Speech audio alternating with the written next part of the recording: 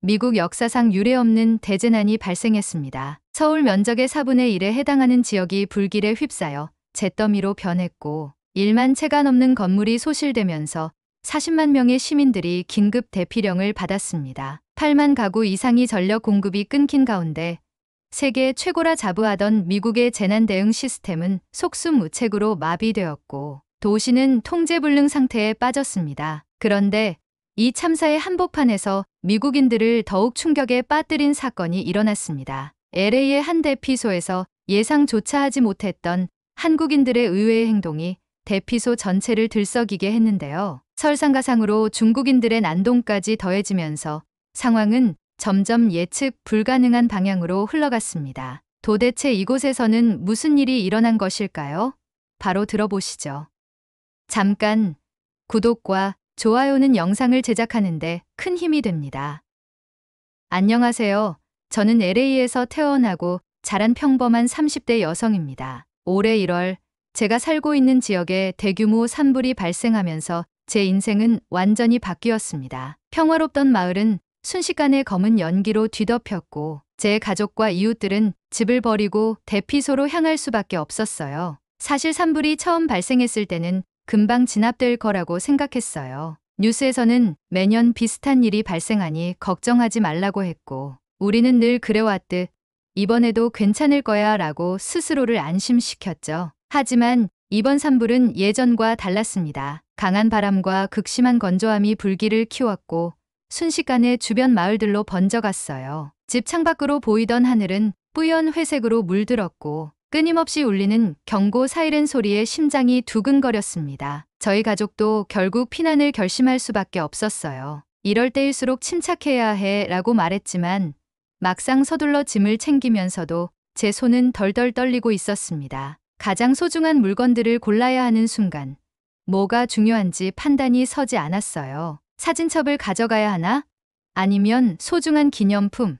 결국 몇 벌의 옷과 기본 생필품만 챙긴 채 집을 떠났습니다. 차를 타고 대피소로 가는 길. 창밖으로 보이는 풍경은 마치 재난 영화 속의 한 장면 같았어요. 도로는 차들로 가득했고 사람들은 저마다 공포에 질린 얼굴로 서둘러 이동하고 있었습니다. 대피소에 도착했을 때 제일 먼저 느낀 건 찬 공기와 사람들의 피로에 찌든 얼굴이었습니다. 몇몇은 이미 빈 공간에 돗자리나 담요를 깔고 앉아 있었고 아이들은 울음을 터뜨리며 부모에게 매달리고 있었습니다. 어른들은 그런 아이들을 달래려고 애쓰면서도 자신들도 어떻게 해야 할지 몰라 막막해하는 모습이었죠. 저 역시 마찬가지였습니다. 대피소 생활은 생각보다 더 힘들었습니다. 기본적인 물자는 제공됐지만 그것만으로는 부족했어요. 사람들은 점점 지쳐갔고 곳곳에서 짜증 섞인 목소리가 들려왔습니다. 왜 이렇게 물건이 부족해? 언제쯤 집으로 돌아갈 수 있는 거야? 저도 가족들과 함께 긴 줄에 서서 나눠주는 물을 받아야 했고 허기를 채우기 위해 간단한 간식을 먹으며 버텨야 했습니다. 무엇보다 가장 힘들었던 건 이 끝없는 불확실성이었어요. 집이 어떻게 되었는지 이 상황이 언제 끝날지 아무도 알 수 없었으니까요. 그렇게 몇 날 며칠이 지나 모두가 지쳐가던 어느 날이었어요. 대피소 한쪽에서 갑자기 고소한 냄새가 풍겨오기 시작했습니다. 처음엔 제 착각인가 싶었지만 점점 더 많은 사람들이 고개를 돌려 냄새가 나는 쪽을 바라보더군요. 호기심에 사람들과 함께 입구 쪽으로 가보니 거기엔 푸드트럭 몇 대가 서 있었습니다. 푸드트럭의 모습은 평소에 보던 것과 크게 다르지 않았지만 눈에 띄는 건 트럭 옆에 걸린 커다란 플래카드였어요. 따뜻한 한 끼를 나눕니다. 라고 한글과 영어가 적혀 있었습니다. 플래카드 주위에는 밝게 웃는 사람들이 서 있었고 트럭 안에서는 김이 모락모락 나는 음식들이 준비되고 있었습니다. 처음에는 믿기지 않았습니다. 이게 대체 무슨 일이야? 마치 영화 속 한 장면처럼 느껴졌어요. 그곳에는 한국에서 왔다는 푸드트럭 팀이 있었습니다. 나중에 알게 된 사실이지만 이들은 산불 소식을 듣고 자발적으로 모인 한국인 자원봉사자들이었어요. LA 한인 커뮤니티에서도 도움을 보냈고 한국에서도 직접 지원을 받은 덕에 이 모든 일이 가능했다고 합니다. 푸드트럭에서는 김치볶음밥, 미역국, 비빔밥 같은 음식들이 준비되고 있었어요. 저도 줄을 서서 음식을 받았는데 그 과정이 얼마나 따뜻하고 감동적이었던지 모릅니다. 한 그릇 한 그릇 정성껏 담아 건네주며 그들은 저희에게 미소를 잃지 않았습니다. 맛있게 드세요. 힘내세요. 라는 짧은 말이었지만 그 속에 담긴 진심이 느껴졌어요. 음식을 받아들고 가족들과 함께 자리에 앉아 첫 숟가락을 뜬 순간 저는 눈물이 핑 돌았습니다. 솔직히 음식 맛도 맛있었지만 그보다 더 감동적이었던 건 이 음식에 담긴 따뜻한 마음이었어요. 마치 괜찮아질 거야. 너는 혼자가 아니야. 라고 말해주는 것 같았거든요. 저뿐만 아니라 주변 사람들도 비슷한 반응이었어요. 어떤 분은 한국 사람들이 이렇게까지 해준다고? 라며 놀라워했고, 다른 분은 이런 순간에도 서로를 돕는다는 게 너무 감동적이다 라고 말했어요. 푸드트럭 팀이 대피소에 온 뒤 대피소의 분위기는 전보다 한결 나아졌습니다. 그들의 따뜻한 음식은 단순히 배고픔을 달래는 것을 넘어 위로와 희망을 전하는 매개체가 되었죠. 특히 푸드트럭 팀의 리더인 이지훈 씨는 정성스럽게 음식을 나누어 주며 모든 사람들에게 진심 어린 미소로 힘내라는 말을 전했습니다. 그의 헌신적인 모습에 대피소 사람들은 큰 감동을 받았어요. 그러던 중 새로운 이재민들이 대피소로 들어오면서 대피소는 큰 혼란이 일어나고 말았습니다. 이들은 먼 거리에서 걸어온 중국 국적의 가족들과 젊은이들이었어요. 피곤함에 절어있던 그들의 얼굴은 더 이상 버틸 힘이 남아있지 않은 것처럼 보였습니다. 그들은 말이 통하지 않아 대피소 관계자들과 소통에 어려움을 겪었지만 주변 사람들의 도움으로 자리를 잡았습니다. 문제는 푸드트럭 배식 시간에 발생했습니다. 대피소의 기존 주민들은 푸드트럭에서 제공되는 음식을 받기 위해 일찍부터 줄을 서 있었지만 새로운 중국인 이재민들은 이 줄을 무시하는 경우가 많았어요. 그들은 바로 트럭 앞으로 나아가 음식을 요구하거나 한 사람이 여러 그릇의 음식을 가져가는 일이 반복됐습니다. 음식을 받은 사람들 중에는 이미 자신의 자리로 돌아갔다가 다시 줄을 서는 경우도 있었고 일부는 몰래 음식이 담긴 용기를 가방에 넣는 모습까지 보였습니다. 이런 일이 반복되자 대피소 주민들 사이에서 점점 불만이 쌓이기 시작했어요. 저 사람들은 왜 규칙을 지키지 않는 거야?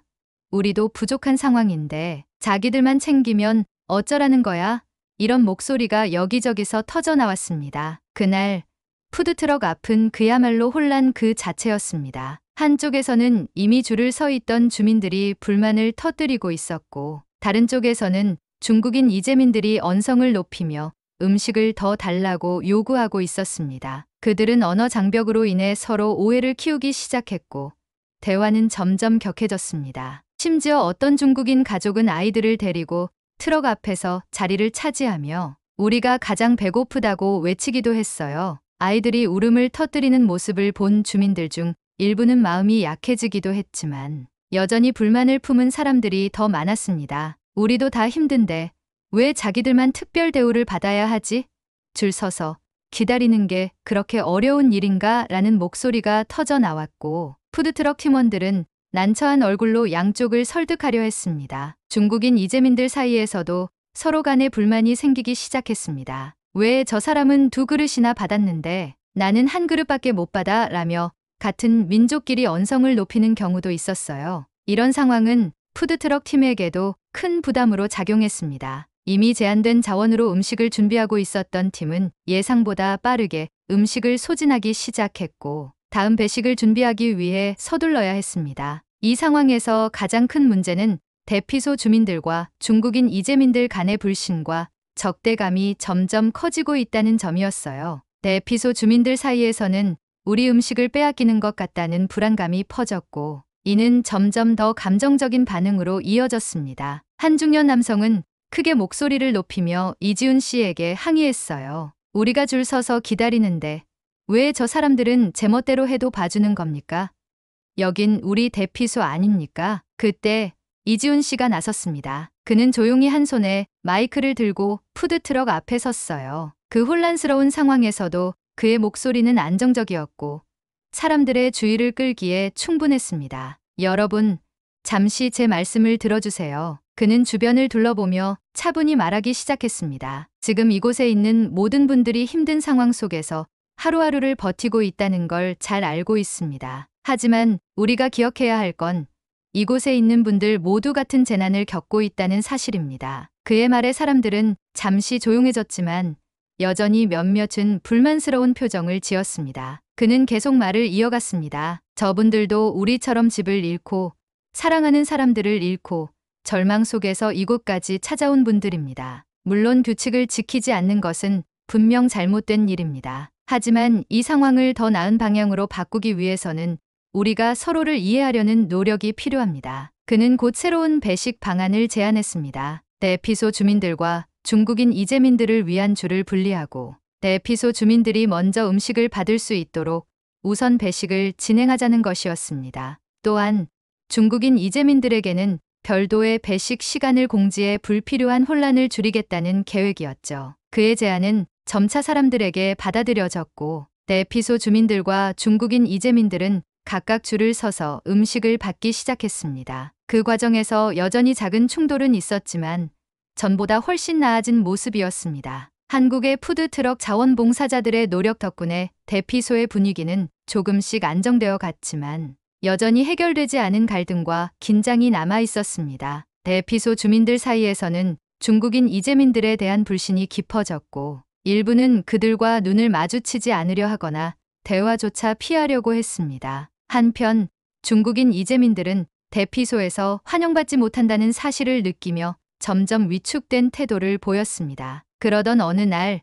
분위기가 다시 험악해지는 새로운 사건이 터지고야 말았습니다. 한국 자원봉사자들은 아침 배식을 준비하던 중 쌀자루 몇 개와 김치 박스가 사라졌다는 사실을 알게 되었습니다. 식재료는 푸드트럭 자원봉사팀의 자금과 한인 커뮤니티의 지원으로 어렵게 마련된 것이었기에 이 손실은 팀에게 큰 어려움을 가져다 줬습니다. 문제는 이 사건이 단순한 식재료 부족으로 끝나지 않았다는 점이었어요. 누군가 몰래 가져갔다고 밖에 설명이 안 돼 푸드트럭 팀원 중 한 명이 걱정스럽게 말했습니다. 곧이어 대피소 주민들 사이에서도 이 사건이 화제가 되었고 사람들 사이에서는 점점 추측과 의심이 퍼지기 시작했습니다. 내가 보기엔 저 중국인들이 가져갔을 거야. 어제도 음식을 가방에 넣는 걸 봤어. 그 사람들은 줄도 안 서고 먹을 만큼 가져갔으니 가능성이 크지. 소문은 걷잡을 수 없이 퍼졌고 대피소 주민들은 점점 더 중국인 이재민들을 의심하기 시작했습니다. 일부는 푸드트럭 팀에게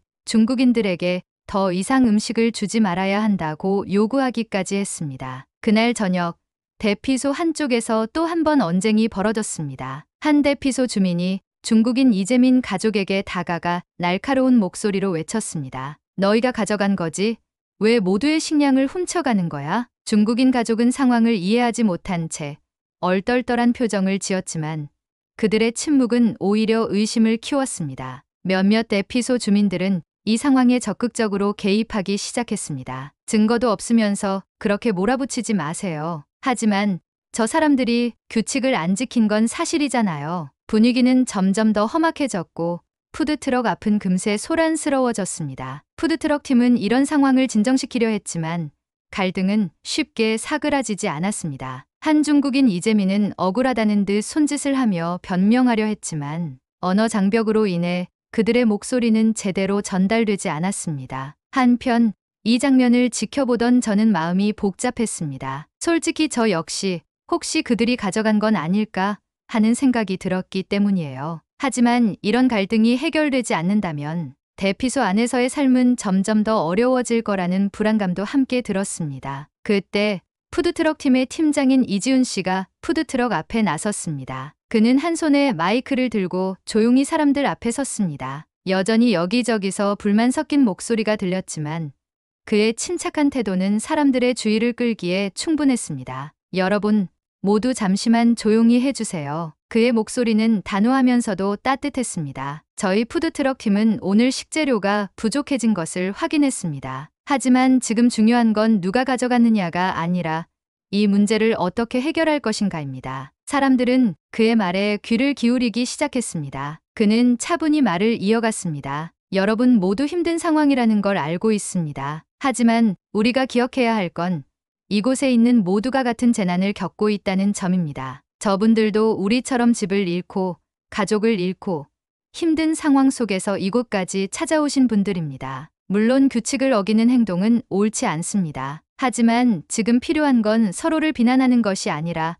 함께 이 상황을 해결하는 방법을 찾는 것입니다. 그는 곧 새로운 방안을 제안했습니다. 오늘 있었던 일을 계기로 저는 몇 가지 변경 사항을 제안드리고 싶습니다. 우선 배식을 받을 때 대피소 주민들과 중국인 이재민들의 줄을 분리하겠습니다. 각자 질서를 지키면서 자신의 순서를 기다릴 수 있도록 안내하겠습니다. 또한 식재료 관리를 더욱 철저히 하고 필요하다면 배식량을 조금씩 조정하겠습니다. 그의 말은 대피소 주민들 사이에서 작은 웅성거림을 일으켰지만 점차 동의하는 분위기로 바뀌었습니다. 몇몇은 여전히 불만스러운 표정을 지었지만 대다수는 그의 제안을 받아들였습니다. 다음 날 이지훈 씨의 제안은 곧바로 실행에 옮겨졌습니다. 배식줄이 분리되었고 푸드트럭 팀은 배식 과정을 더 철저히 관리하기 시작했습니다. 놀랍게도 중국인 이재민들 중 몇몇은 이 사건의 깊은 책임감을 느끼며 스스로 자원봉사를 자처했습니다. 그들은 푸드트럭 팀을 도와 음식을 나르거나 대피소를 정리하며 감사를 표현하기 시작했습니다. 한 중국인 가족은 자신들이 직접 만든 만두를 푸드트럭 팀에게 건넸습니다. 만두를 받던 이지훈 씨는 미소를 지으며 말했습니다. 이 만두는 대피소 사람들과 함께 나누겠습니다. 감사합니다. 그날 이후로 대피소의 분위기는 점차 달라졌습니다. 푸드트럭 팀과 이재민들, 그리고 대피소 주민들 간의 교류가 활발해졌고 음식 나눔은 단순한 배식이 아니라 서로를 이해하고 위로하는 행사가 되었습니다. 특히 한 대피소 주민은 중국인 이재민과 대화를 나누며 이렇게 말했습니다. 당신들이 여기까지 오기 얼마나 힘들었는지 몰랐어요. 제가 몰라서 더 나쁜 생각을 했던 것 같아요. 미안해요. 이런 대화가 오가며 대피소는 서서히 하나의 공동체로 자리 잡아가기 시작했습니다. 갈등 속에서도 희망과 연대의 씨앗이 싹트는 순간이었어요. 푸드트럭 팀의 노력 덕분에 대피소는 다시 안정을 되찾았고 서로를 이해하려는 주민들과 이재민들의 변화가 눈에 띄게 나타났습니다. 하지만 이 모든 변화가 하루아침에 이루어진 것은 아니었습니다. 이 과정에는 작은 오해들이 쌓이고 그것을 풀어가는 진심 어린 대화와 배려가 있었습니다. 그리고 무엇보다 중요한 건 이 모든 과정 속에서 푸드트럭 팀이 보여준 꾸준한 나눔과 연대의 정신이었습니다. 어느 날 아침 푸드트럭 팀은 대피소의 주민들과 중국인 이재민들에게 특별한 제안을 했습니다. 바로 모두가 함께 음식을 준비해보자는 것이었죠. 이 제안은 처음엔 사람들에게 조금 낯설고 어색하게 느껴졌습니다. 같이 음식을 만든다고요? 대피소 주민들 중 한 명이 의아하다는 표정을 지으며 물었어요. 이지훈 씨는 환히 웃으며 말했습니다. 맞습니다. 지금까지 저희가 음식을 만들어서 나눠드렸지만 오늘은 모두가 함께 준비한 음식을 나눠 먹어보면 어떨까요? 이 과정에서 서로를 더 잘 이해하고 조금 더 가까워질 수 있지 않을까요? 그의 제안에 처음엔 몇몇 사람들이 망설였지만 점차 동참하는 분위기가 형성되었습니다. 대피소 주민 중 한 어르신이 손을 들며 말했어요. 내가 젊었을 땐 요리를 꽤 잘했는데 손은 좀 느릴지 몰라도 도와줄 수 있겠소. 중국인 이재민들 중에서도 몇몇 가족들이 앞장서며 적극적으로 참여 의사를 밝혔습니다. 한 중국인 어머니는 서툰 영어로 이렇게 말했습니다. 우리 가족이 잘하는 요리가 있어요. 만두를 만들어 볼게요. 모두가 좋아할 거예요. 그날 푸드트럭 주변은 평소보다 더 분주했습니다. 푸드트럭 팀은 비빔밥과 불고기를 준비하기 위해 신선한 채소와 고기를 정리했고 대피소 주민들과 중국인 이재민들은 각자 맡은 역할에 따라 움직였습니다. 누군가는 채소를 씻고 누군가는 만두 속을 준비했어요. 특히 만두를 빚는 시간이 가장 흥미로웠습니다. 몇몇 주민들은 만두를 처음 만들어 본다고 하며 즐거워했죠. 한 젊은 대피소 주민이 중국인 이재민에게 물었습니다. 만두를 이렇게 접으면 되나요? 그러자 이재민 가족 중 한 어머니가 빙그레 웃으며 손짓으로 설명해줬습니다. 아니요.